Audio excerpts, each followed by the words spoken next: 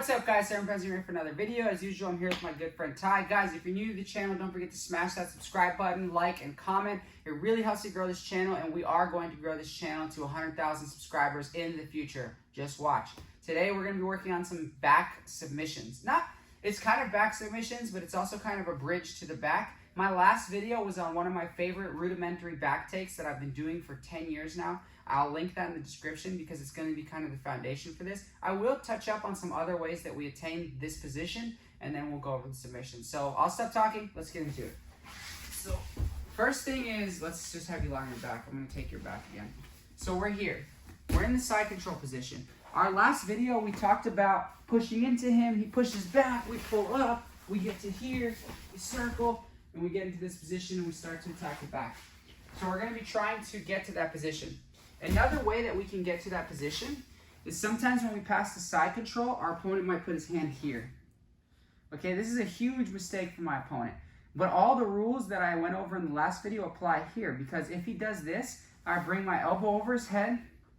So it's as if I'm attacking a far side armbar. My right hand clasps his tricep, my elbow locks into his sternum. It's a very important detail.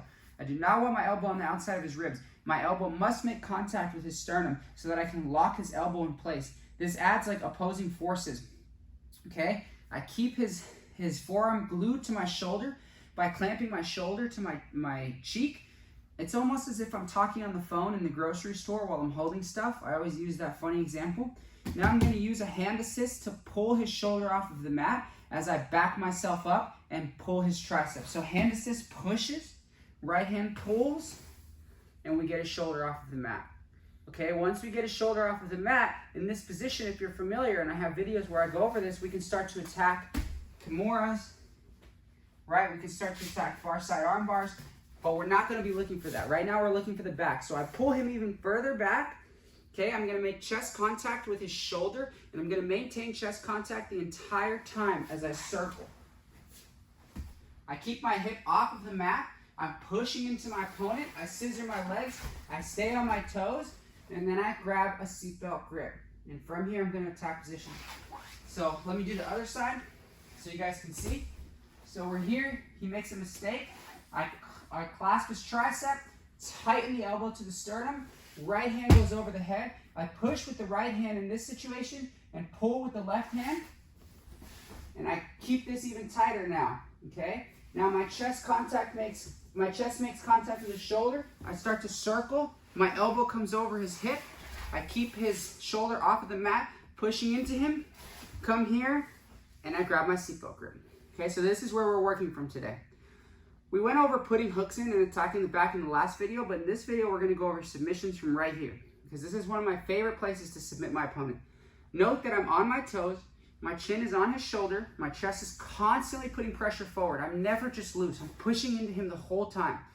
Okay? So the first submission that I like to go for from here is to open his lapel, and I like to feed it to my hand. So I'm going to grab thumb in. I always open it. Always. Almost always. I don't want to say always, but I almost always open it so that I can get a good grip here. Okay? So I open with my right, feed it to my left. Okay, this is because my left hand is over his shoulder, so it's my designated choking arm. If I was on the other side, it would be the opposite. So I open, feed. Okay, now from this position, I can trap his arm and I can start to pull my elbow back. Okay, I'm gonna pull my elbow to me almost as if I'm trying to like start a lawnmower, like I'm revving it, but I also have this deep grip. So I pull back and I can finish a lot of guys just right here, just here and here, pull back, and I can get the choke, okay? I like to trap his arm so that he doesn't just double up and start to grab like this. Okay, so if I'm in this position, I have the seatbelt I open. I like to do this because now it's one hand versus one hand. I also have the leverage of my body, and I can typically still get the finish. So that's one submission, and it's like a modified bow and arrow. Now to elaborate on this submission, I can grab here and here. If I don't want to trap his arm, I can bring this hand to his other carotid. I can pull up, and I can choke this way. Some people call this a single wing choke. Some people just say modified bow and arrow. Okay, so that's our second submission. So we're here in this position. Everything is dependent on getting in this position. Okay, open, grab, trap, one. Okay, open, grab, go to the other carotid here.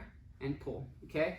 Now, another great submission opportunity from here is to dig this hand even deeper, push forward, and switch so that my hip is on his hip, okay? From here, we can start to attack the arm triangle. I melt, melt, melt, melt, melt, melt, melt. I can use a rear naked choke grip.